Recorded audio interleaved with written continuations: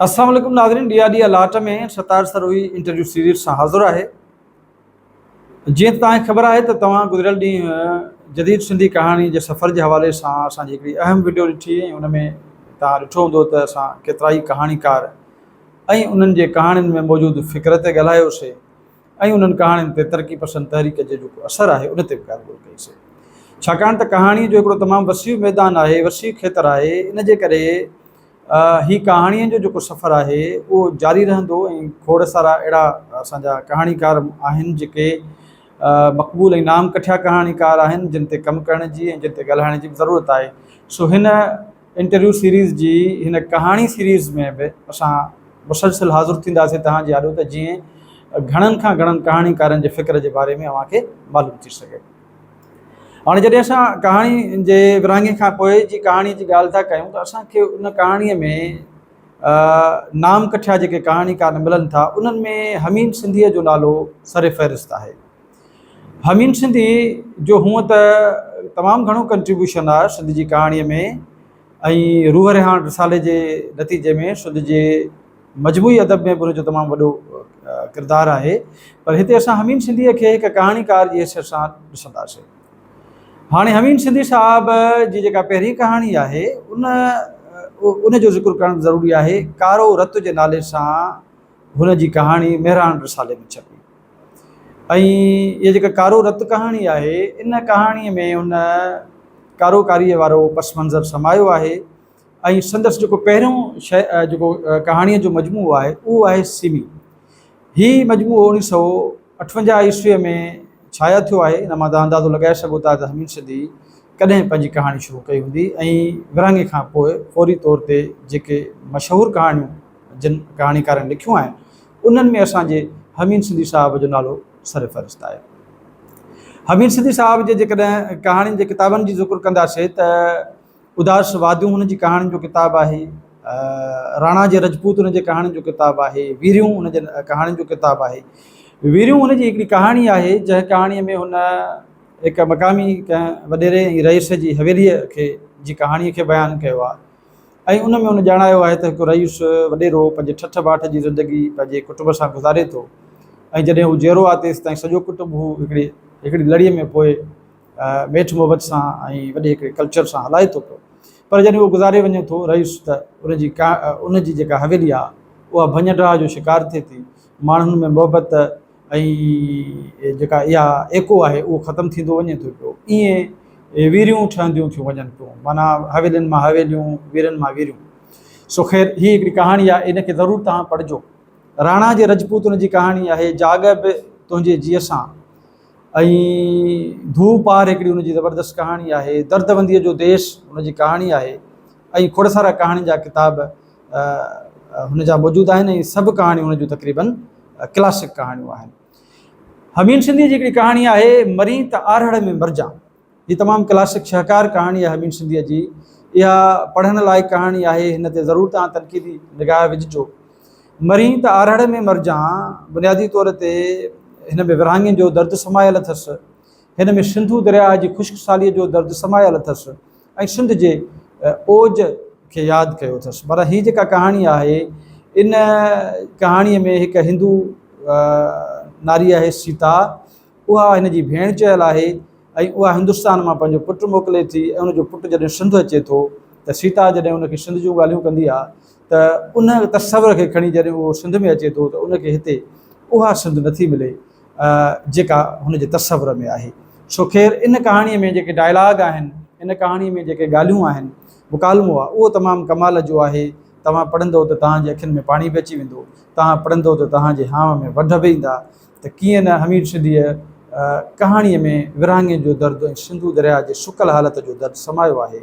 एतिरे क़दुरु जो आख़िर में हुनजो जेको डायलॉग आहे उन डायलॉग में हमीर सिंधी चवे थो त नौजवान खे चवे थो त मुंहिंजी भेण खे वञी चइजां त जेकॾहिं मरी त आरहड़ में मरजां, छाकाणि त सिंधू दरिया हिन वक़्तु सुकल आहे ऐं उन में थोरो घणो जेकॾहिं पाणी ईंदो आहे त उहो आरहड़ में ईंदो आहे ऐं तूं आरहड़ में मरजां त जीअं घटि में घटि तुंहिंजे सुकल जिस्म खे, हॾियुनि खे असां सिंधू दरिया में लोढ़े सघूं। माना तुंहिंजी अर्थीअ खे सिंधू दरिया में लोढ़ण लाइ पाणी सिर्फ़ु आरहड़ में हूंदो आहे।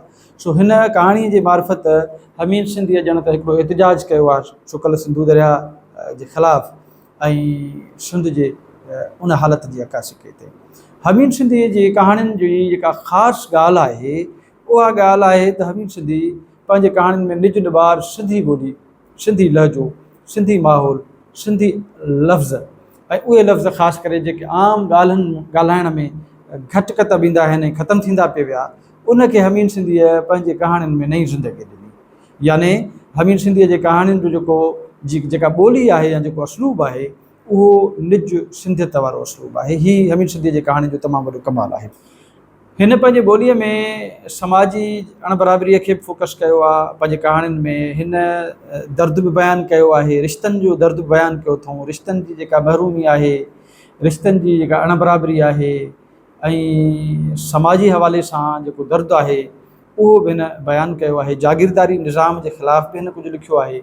हिन साॻे ई वक़्तु मुख़्तलिफ़ रीतियुनि रस्मुनि ते तंज़ बि कई आहे पंहिंजी कहाणीअ में। हमीद सिंधीअ जा जेके किरदार आहिनि उहे घणे भाङे असांखे जहिड़ा जाॻंदा किरदार आहिनि नज़र अचनि था ऐं हिन पंहिंजनि किरदारनि खे पंहिंजे समाज मां खयो आहे। ऐं मिसाल जे तौर ते हिकिड़ी कहाणी आहे हिन जी ज़ोरावर, उन लाइ बि हिकिड़ी किताब में मूं पढ़ियो त उहा जेको ज़ोरावर माण्हू आहे, जेको किरदारु आहे, उहो बि हमीद सिंधीअ जे आस पास जहिड़ो जाॻंदड़ किरदारु हो जंहिंखे हुन पंहिंजे कहाणीअ में समायो। ऐं ईअं मुख़्तलिफ़ किरदार जेके आहिनि हुन पंहिंजे कहाणियुनि में समाया आहिनि, जेके उन वक़्त जा जहिड़ा जाॻंदा किरदार हुआ जितां हुन थाट खयूं ऐं पोइ हुन कहाणियूं लिखियूं। सो ख़ैर हमीद सिंधीअ जी कहाणियुनि में असांखे सिंधियत जो जज़्बो तमामु घणो मिले थो पियो। हू सिंधियत जो प्रचारक आहे। इन जे करे हमीद सिंधीअ जी सिंधी कहाणीअ जे मैदान में हिकिड़ी तमामु निशांबर हैसियत हमीद सिंधीअ खे हासिलु आहे।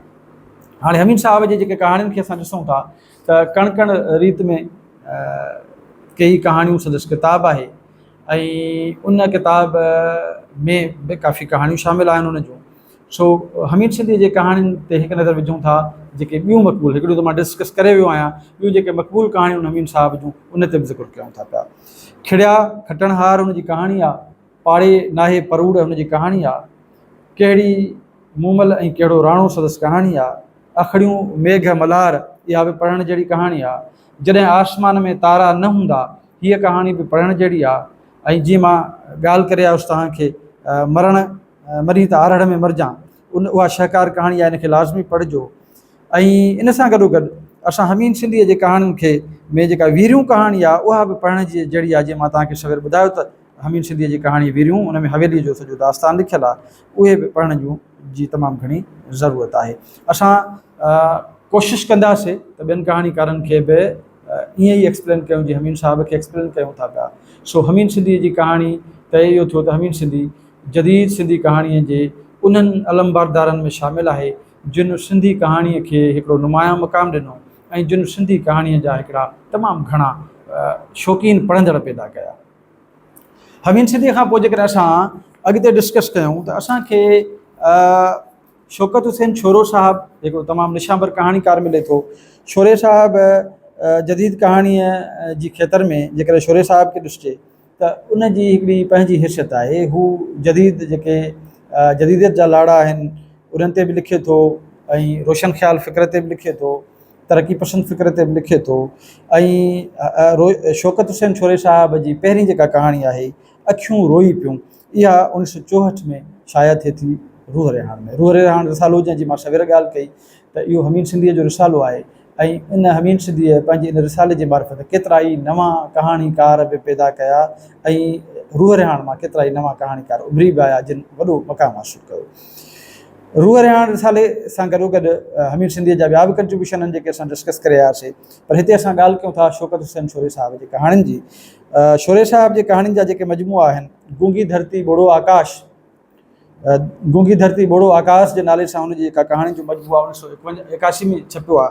अहिड़े तरीक़े सां अखियुनि में टंगियल सपना संदसि शानदार कहाणी बि आहे ऐं इहो तक़रीबन 1983 में छपियल इन जो मजमूओ आहे। गुम थियल पाछो मक़बूल कहाणी आहे छोरे साहब जी ऐं 1999 में ही कहाणी जो किताब जेको छपियो आहे उनजो नालो बि गुम थियल पाछो आहे। 2011 में शौकत हुसैन छोरे साहब जो किताब छपियो राति जा रंग, उन में छोरे साहब जा जेके आहिनि तक़रीबन 40 खां मथे कहाणियूं आहिनि ऐं उन्हनि में बि बेशुमार अहिड़ियूं कहाणियूं आहिनि जेके मक़बूल तरीन कहाणियूं आहिनि।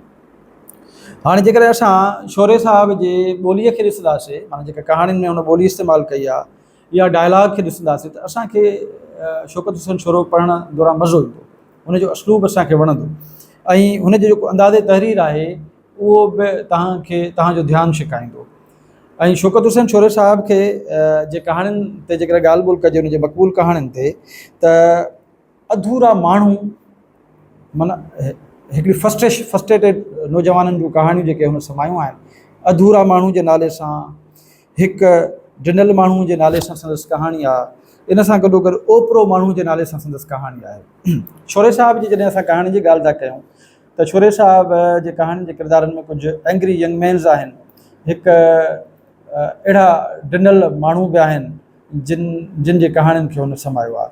हाणे संदसि कहाणी आहे अधूरा माण्हू, उहा बि पढ़ण जहिड़ी आहे। संदसि कहाणी आहे ओपिरो माण्हू, उहा बि पढ़ण जहिड़ी आहे। ऐं संदसि कहाणी आहे हिकु ॾिनल माण्हू, उन में बि हिकिड़े फस्ट्रेटेड क़िस्म जे नौजवान जी कहाणी समायल आहे। इहे कहाणियूं बि असांखे पढ़णु घुरिजनि। इन सां गॾोगॾु जेकॾहिं असां ख़ौफ़ जो मौत हुनजी कहाणी आहे, समुंड ई हेकलो रूह हुनजी कहाणी आहे, सुरंग हुनजी कहाणी लिखियलु आहे, ज़िंदगी थूहर जो वणु संदसि कहाणीअ जो नालो आहे, कारी राति संदसि कहाणी आहे, रत फुड़ा संदसि कहाणी आहे, ऐं ड्रहंदड़ दीवारूं, भॻल टुटल टहक। हाणे तव्हां हिननि जी कहाणियुनि जे नालनि मां अंदाज़ो लॻाए सघो था त उन में अंदरि छा हूंदो।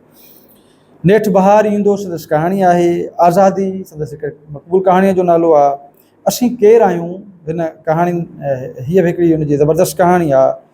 अहिड़े तरीक़े सां असांखे शौकत हुसैन छोरो जदीद कहाणीअ जो अलंबरदार ऐं निशांबर कहाणीकार मिले थो।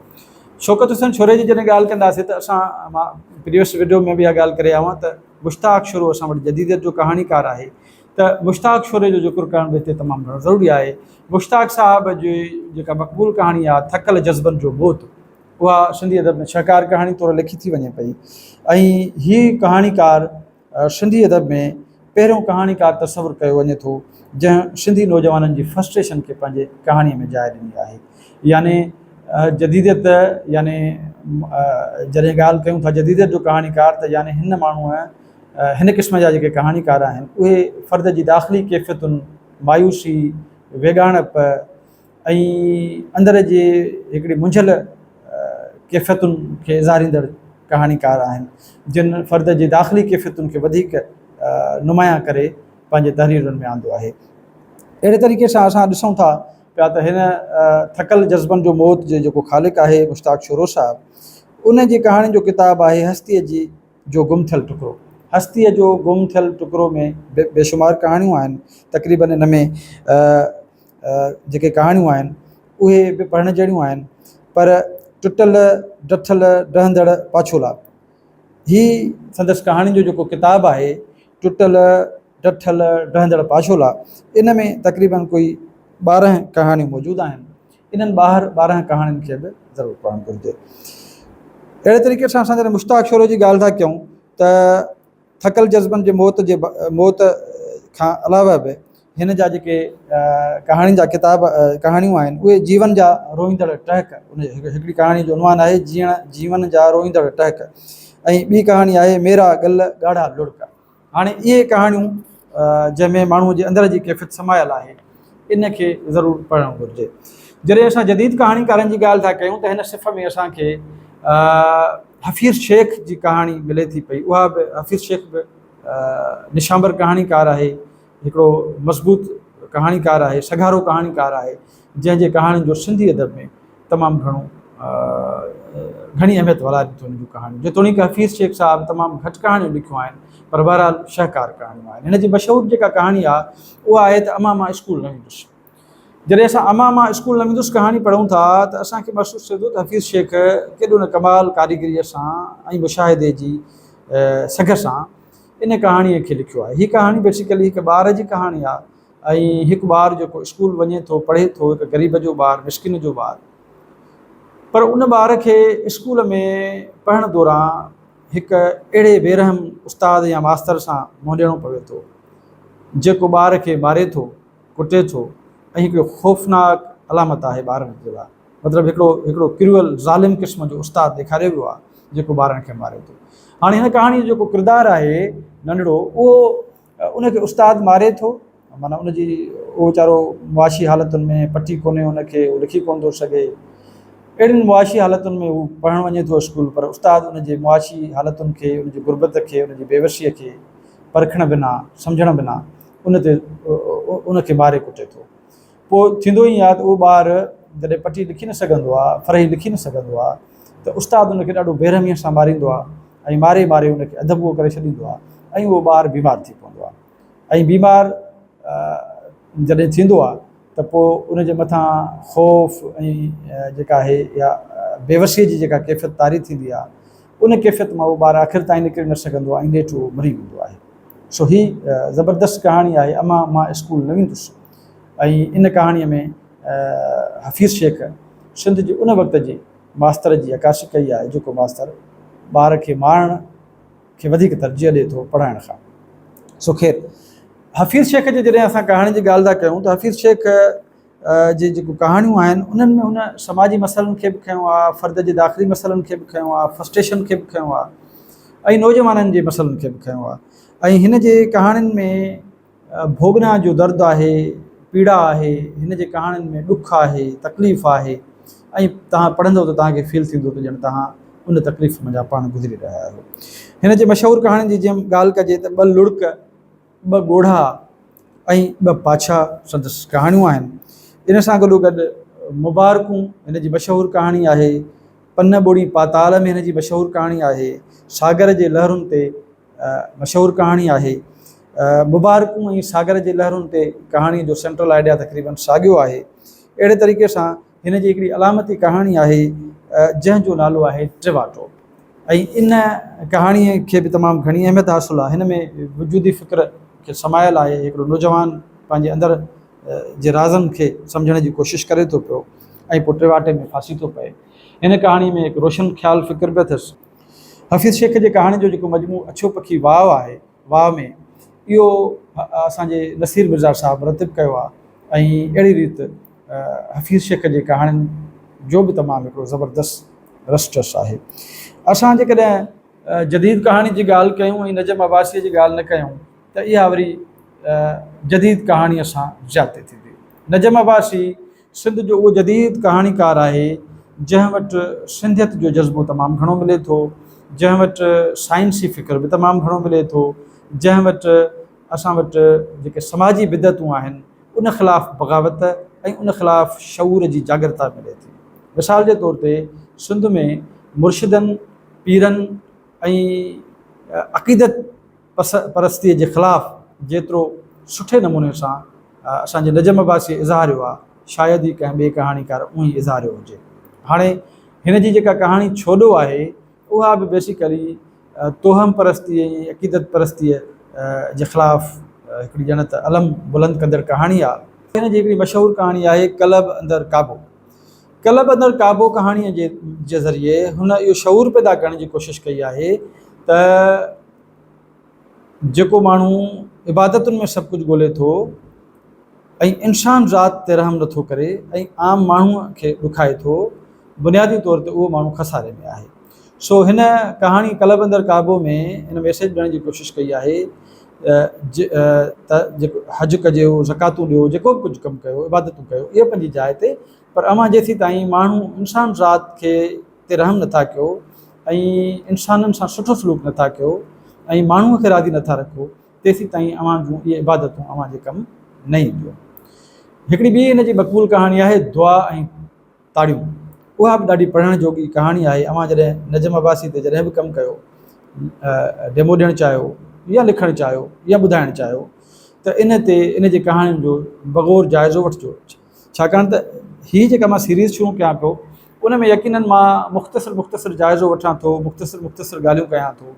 अव्हां खे पंहिंजी स्टडीज़ खे वसीउ बणाइण जे लाइ इहे किताब उथलाइणा पवंदा, इहे किरदार उथलाइणा पवंदा ऐं इहे शख़्सियतुनि ते अव्हां खे पढ़णो पवंदो, उनजे प्रोफाइल्स ते पढ़णो पवंदो ऐं उनजे कहाणियुनि में लिकल जेका किरदार आहिनि उन्हनि ते पढ़णो पवंदो। नजम अब्बासी जी जॾहिं असां कहाणी जी ॻाल्हि था कयूं त उनजे कहाणियुनि में जीअं मूं सवेर ॻाल्हि कई त क़ौम परस्तीअ जो असांखे एलिमेंट मिले थो त देसी शेण कजनि ऐं पथर ते लीको ॿ अहिड़ियूं कहाणियूं आहिनि जिन में उनजो क़ौम परस्त फ़िक्र मौजूदु आहे।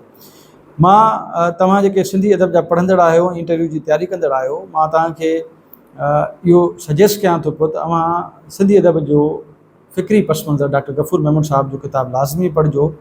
उन में सभिनी कहाणीकारनि जो ज़िक्र आहे, उन में सभिनी शाइरनि जो बि ज़िक्र आहे, जदीद लाड़नि जो ज़िक्र आहे ऐं अदबी तहरीकुनि जो ज़िक्र आहे, त जीअं अव्हां जे लाइ मुताले में आसानी पैदा थिए।